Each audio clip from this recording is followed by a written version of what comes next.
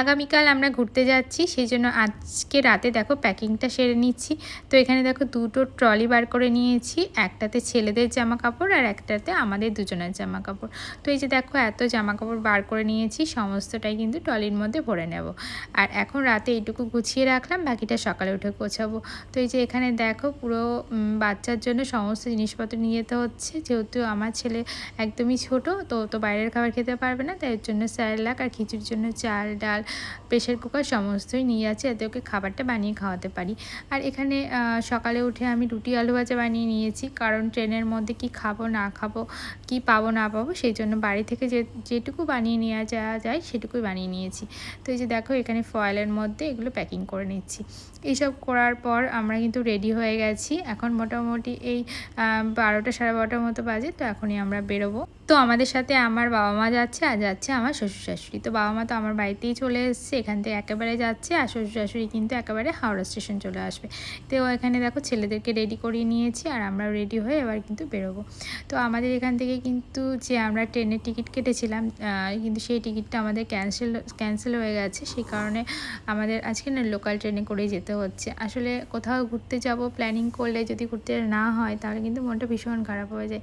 তো সেই জন্য দেখো লোকাল ট্রেনে করে কিন্তু আমরা চলে যাচ্ছি। তো আমরা যাচ্ছি দীঘা, আর আমাদের বাড়ি থেকে বেরোলাম। এখান থেকে আমরা আগে যাব শিয়ালদা স্টেশন, আর তারপর কিন্তু শিয়ালদা থেকে মেট্রো করে আমরা চলে যাব হাওড়া স্টেশন।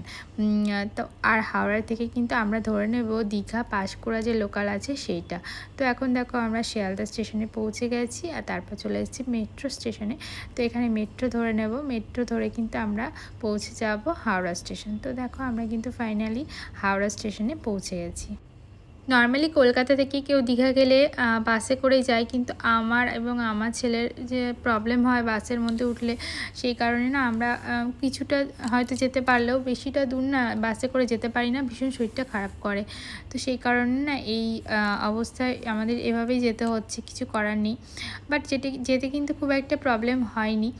মোটামুটি 2-1বার হয়তো ট্রেনটা চেঞ্জ করতে হয়েছে, এটাই যেটা ঝামেলা, তাছাড়া কিন্তু আর কোনো প্রবলেম হয়নি। তো এখানে দেখো আমরা কিন্তু ট্রেন চেঞ্জ করে নিয়েছি, আর সন্ধে হয়ে গেছে। এখানে আমরা খাচ্ছি এখন চা, আর আমরা আর 2-1 ঘন্টার মধ্যেই কিন্তু দীঘা পৌঁছে যাব। তো আমাদের দীঘা পৌঁছাতে মোটামুটি বেঁচে গেছিলো রাত 9টা মতো। তো এখানে আমাদের যেহেতু হোটেল বুকিং ছিল না, তো প্রথমেই গিয়ে কয়েকটা হোটেল কিন্তু আমাদের ঘুরতে হয়েছে। মোটামুটি আধা ঘন্টা আমরা কিন্তু হোটেলের জন্য ঘুরেছি। তো তারপর ফাইনালি আমরা কিন্তু একটা সুন্দর হোটেল পেয়ে গেছি আমাদের বাজেটের মধ্যে। তো এই যে দেখো এখানে হোটেলের সমস্ত কিছু যে কাগজপত্র যা করতে হয় সেগুলো করে আমরা কিন্তু ফ্রেশ হয়ে নিয়ে এসেছি, আর ফ্রেশ হয়ে নিয়ে রাতে কিন্তু ডিনারটা কমপ্লিট করে নিলাম। তো আজকে এটুকুই শেয়ার করলাম, আর বাকি কালকে থেকে কি করব সেগুলো অবশ্যই নেক্সট ব্লগে তোমাদের সাথে শেয়ার করব। টাটা সবাইকে।